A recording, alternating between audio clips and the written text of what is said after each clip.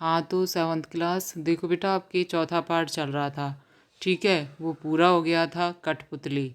ठीक है बेटा, तो कठपुतली जो पार्ट है उसके आज हम प्रश्न उत्तर करेंगे। ठीक है बेटा, तो पहला प्रश्न है इसमें, कठपुतली को गुस्सा क्यों आया।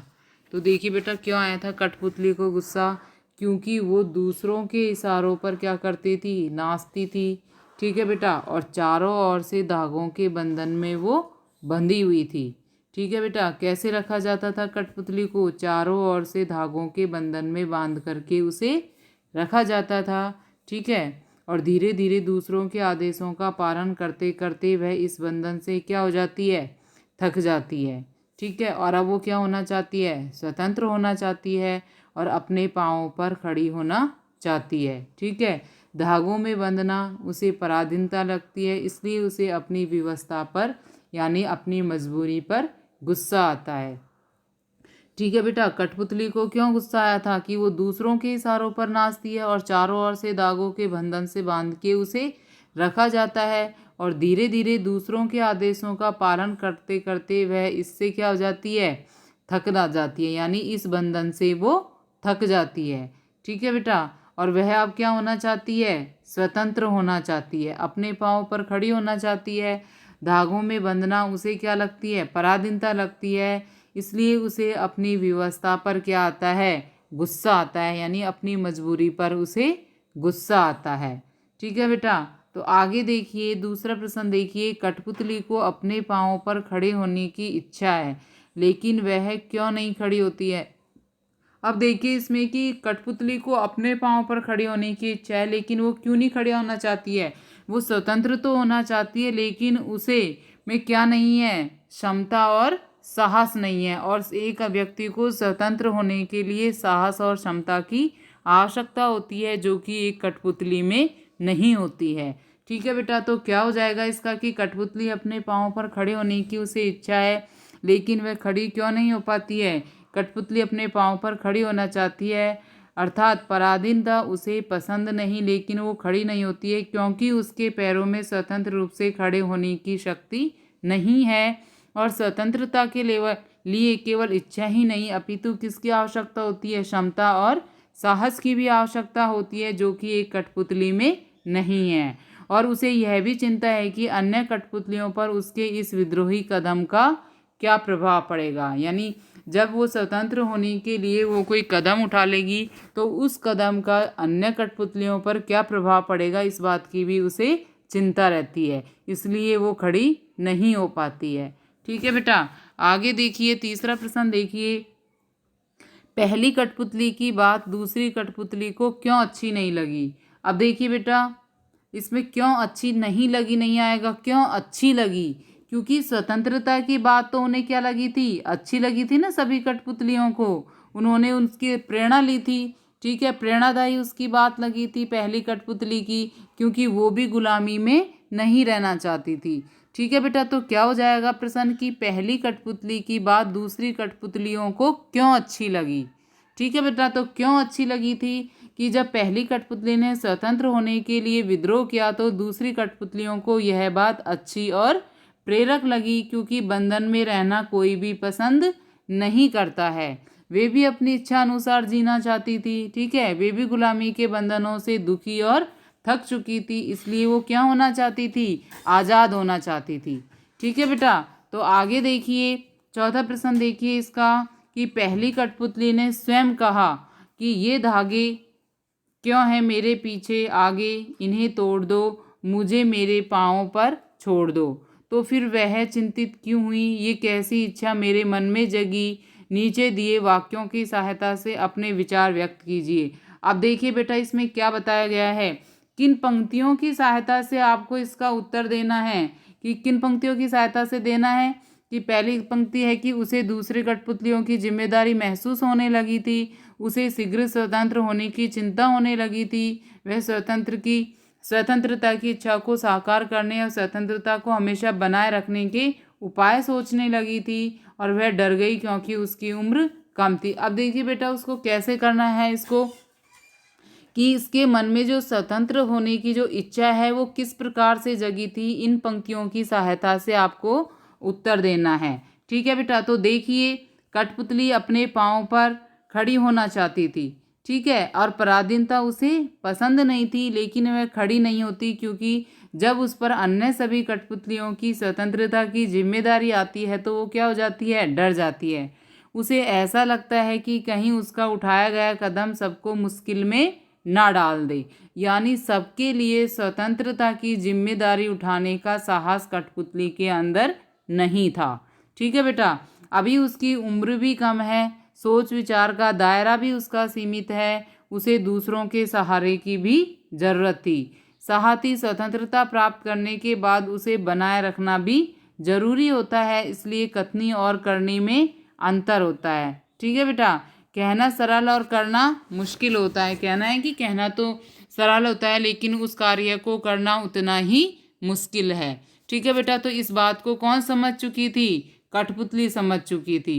जब हमारे निर्णय कई लोगों को प्रभावित करते हैं तो हमें आगे पीछे जरूर समझ लेना चाहिए। ठीक है बेटा, यदि कठपुतली स्वयं के बारे में सोचती तो वो आसानी से उस कदम को उठा सकती थी, लेकिन उस कठपुतली पर जो अन्य कठपुतलियां थी उनकी भी उस पर जिम्मेदारी थी। ठीक है, यदि वो एक कदम, कोई भी कदम यदि वो उठाती तो उनका सीधा प्रभाव किस पर पड़ता? अन्य कठपुतलियों पर पड़ता। ठीक है, तो इसलिए क्या कहना चाह रही हैं कि जो निर्णय हम लोग लेते हैं उससे पहले हमें उसके बारे में अच्छे से सोच लेना चाहिए।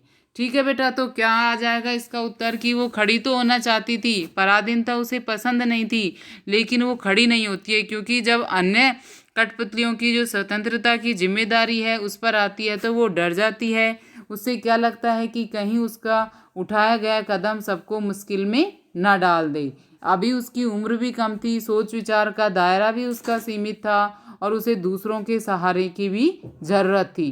ठीक है, साथ ही स्वतंत्रता प्राप्त करने के बाद उसे बनाए रखना भी क्या होता है, जरूरी होता है।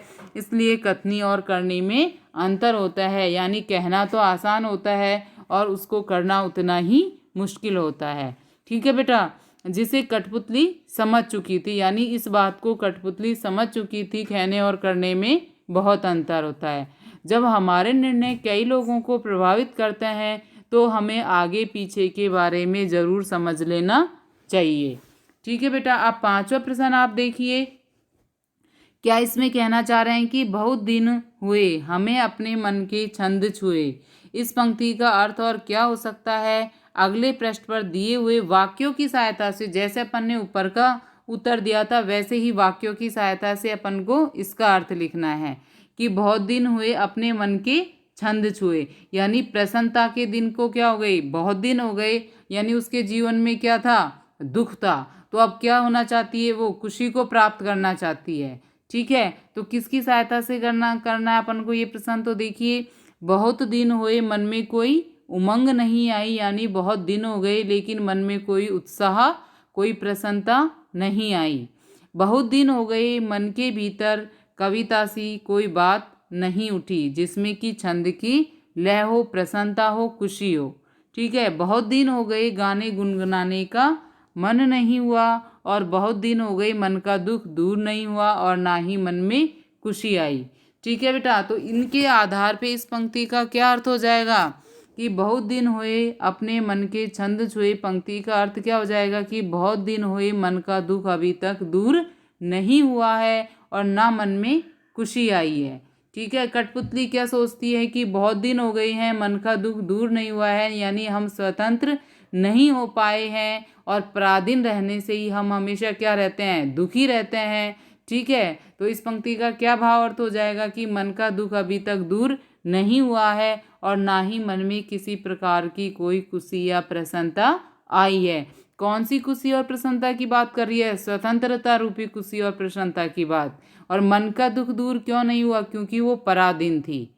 ठीक है बेटा, दूसरों के अधीन थी। आगे देखिए, नीचे दो स्वतंत्रता आंदोलन के वर्ष दिए गए हैं। ठीक है बेटा, तो इन आंदोलनों के कारण देखिए, इन आंदोलनों के दो दो स्वतंत्रता सेनानियों के आपको नाम लिखने हैं। एक तो 1857 के स्वतंत्रता सेनानी, ठीक है बेटा, और एक कब के, सन 1942 के। अब देखिए 1857 में कौन कौन थे? कुंवर सिंह थे और तात्या टोपे थे। ठीक है बेटा, कितने स्वतंत्रता सेनानियों के नाम लिखने हैं आपको? दो दो स्वतंत्रता सेनानियों के नाम लिखने हैं। पहला तो कौन सा है? पहला कुंवर सिंह है और दूसरे कौन से हैं? तात्या टोपे हैं, जो कि 1857 के स्वतंत्रता आंदोलन में इन्होंने भाग लिया था। ठीक है बेटा, अब देखिए 1942 के कौन कौन थे? महात्मा गांधी और जवाहरलाल नेहरू। ठीक है बेटा, 1942 का जो स्वतंत्रता आंदोलन हुआ था उसमें किस किस ने भाग लिया था? महात्मा गांधी और जवाहरलाल नेहरू। तो इस तरह से आपको दो दो स्वतंत्रता सेनानियों के नाम लिखने हैं। ठीक है बेटा, आगे देखिए भाषा की बात में आपको क्या लिखना है। कई बार जब दो शब्द आपस में जुड़ते हैं तो उनके मूल रूप यानी उनका जो वास्तविक अर्थ होता है उसमें क्या हो जाता है? परिवर्तन हो जाता है। कठपुतली शब्द में भी इस प्रकार का सामान्य परिवर्तन हुआ है। जब काठ और पुतली दो शब्दों के साथ हुए कठपुतली शब्द बना है, यानी काठ और पुतली से क्या बना है? कठपुतली शब्द बना है, और इससे बोलने में क्या आ गई है? सरलता आ गई है। तो इसी प्रकार के आपको और भी शब्द बनाने हैं। ठीक है बेटा, जैसे काठ, कट से बनाए कठ गुलाब, ठीक है, और कठफोड़ा। ठीक है, और हाथ, हाथ से क्या बना है? ठीक है, हाथ सोना, सोन। ठीक है, जैसे इन शब्दों के आपको बनाने हैं। हाथ से बनाना है, ठीक है, हाथ से बनाना है, सोना से बनाना है, सोन से बनाना है, मिट्टी से बनाना है, और मट। अब देखिए किस तरीके से इनको, जैसे हाथ और हाथ से क्या बन जाएगा? सोना, और सोन से क्या बन जाएगा? मिट्टी, और मिट से क्या मट से क्या बन जाएगा? तो जैसे जिस प्रकार से किससे बनाए? काठ से बनाए कठ गुलाब, कठ फोड़ा। तो उसी तरीके से आपको इन शब्दों का, कौन से शब्दों का प्रयोग करके बनाना है? हाथ, हाथ से, सोना, सोन से, और मिट्टी, मट से। तो हाथ, हाथ से तो क्या बन जाएगा? हथकरघा और हथकड़ी। ठीक है बेटा, हाथ, हाथ, जो हाथ, हथ है उससे क्या बन जाएगा? हथकरघा और हथकड़ी बन जाएगा। ठीक है, सोना, सोन से क्या बन जाएगा? सोन नदी और सोनभद्रा। ठीक है बेटा, सोना, सोन से क्या बन जाएगा? सोन नदी और सोनभद्रा। ये किसके नाम हैं? नदियों के नाम हैं। ठीक है, और सोनजूही। ठीक है, और मिट्टी, मट से क्या बन जाएगा? मटमैला और मटका। ठीक है बेटा, मिट्टी, मट से क्या बन जाएगा? मटमैला और मटका बन जाएगा। तो इस तरह से आपको शब्द बनाने हैं। अब देखिए 8वां प्रश्न देखिए। कविता की भाषा में लय और लय या ताल बनाने के लिए प्रचलित शब्दों और वाक्यों में बदलाव होता है। जैसे आगे पीछे अधिक प्रचलित शब्दों की जोड़ी है, लेकिन कविता में पीछे आगे का प्रयोग हुआ है। ठीक है बेटा, यहाँ आगे का बोलिए धागे से ध्वनि का तालमेल है। इसी प्रकार के शब्दों की जोड़ियों में आप भी परिवर्तन कीजिए। ठीक है, किस प्रकार से आपको परिवर्तन करना है देखिए। जैसे दुबला पतला, इधर उधर, ऊपर नीचे, दाएं बाएं, गोरा काला और लाल पीला। ठीक है, तो किस तरीके से आपको इसको लिखना है देखिए। जैसे दुबला पतला है तो दुबला पतला को आप क्या लिख लोगे? पतला और दुबला। ठीक है, कैसे लिख लोगे? पतला दुबला। दूसरा है इधर उधर, तो क्या लिख दोगे उसको? उधर इधर। ठीक है बेटा, ऊपर नीचे है तो क्या लिख दोगे इसको? नीचे और ऊपर। ठीक है, दाएं बाएं है तो क्या लिख दोगे? बाएं दाएं। गोरा काला है तो क्या लिख दोगे? काला गोरा। ठीक है, लाल पीला है तो क्या लिख दोगे? पीला लाल। ठीक है, यानी जो शब्द बाद में आ रहा है उसको अपन को पहले लिखना है। ठीक है बेटा, किस प्रकार से लिखना है? जैसे ये है पीछे आगे का प्रयोग हुआ है, जबकि हम क्या बोलते हैं? आगे पीछे बोलते हैं। ठीक है, लेकिन कविता में किस तरह से प्रयोग हुआ है इसका? पीछे आगे। ठीक है, तो इसी तरीके से आपको भी जो पीछे शब्द आ रहा है उसको आगे रखना है, और जो आगे आ रहा है उसको पीछे। जैसे दुबला पतला है तो उसका क्या हो जाएगा? पतला दुबला हो जाएगा। इधर उधर है तो उसका क्या हो जाएगा? उधर इधर हो जाएगा। ऊपर नीचे है तो क्या हो जाएगा? नीचे ऊपर हो जाएगा। दाएं बाएं का क्या हो जाएगा? बाएं दाएं हो जाएगा। गोरा काला का क्या हो जाएगा? काला गोरा हो जाएगा। और लाल पीला का क्या हो जाएगा? पीला और लाल हो जाएगा। ठीक है बेटा, तो इस तरीके से आपको इसके जो पूरे प्रश्न हैं वो करने हैं। ठीक है, इस तरीके से आपको जो ये चार्ट बना हुआ है, ठीक है, इस तरीके से ही आपको ये सारे प्रश्न करने हैं। ठीक है, इस तरीके का चार्ट बना के पूरा प्रश्न आपको करना है। ठीक है, कि जो पीछे शब्द लिखा हुआ है उसको तो आगे लिखना है, और जो आगे लिखा जाता है उसको पीछे लिखना है। ठीक है बेटा, तो इस तरह से आपको ये सारे प्रश्न अपनी कॉपी में करने हैं। ठीक है, और इसी तरीके से आपको इनको करना है। हथ हथ है तो पहले कैसे लिखोगे आप? ठीक है, ये लिख दिया आपने, फिर जो पहला नंबर है इसको लिख दिया। ठीक है, अब दूसरे नंबर पे कैसे लिखोगे? सोना सोन लिखोगे, यहाँ लिखोगे सोना सोन। ठीक है बेटा, कैसे लिखोगे? सोना सोन लिख दिया आपने। अब सोना सोन से आगे क्या लिख दोगे? सोन नदी, सोन भद्रा, सोन जूही। ठीक है, फिर तीसरे नंबर पे क्या लिखोगे? मिट्टी मट लिख दोगे। ठीक है बेटा, क्या लिख दोगे? मिट्टी मट लिख दोगे। अब मिट्टी मट के आगे आपको क्या लिखना है? मटमैला और मटका। तो इस तरीके से आपको ये सारे प्रश्न करने हैं। ठीक है बेटा, और जो 5वां पार्ट है उसको हम कल पढ़ेंगे।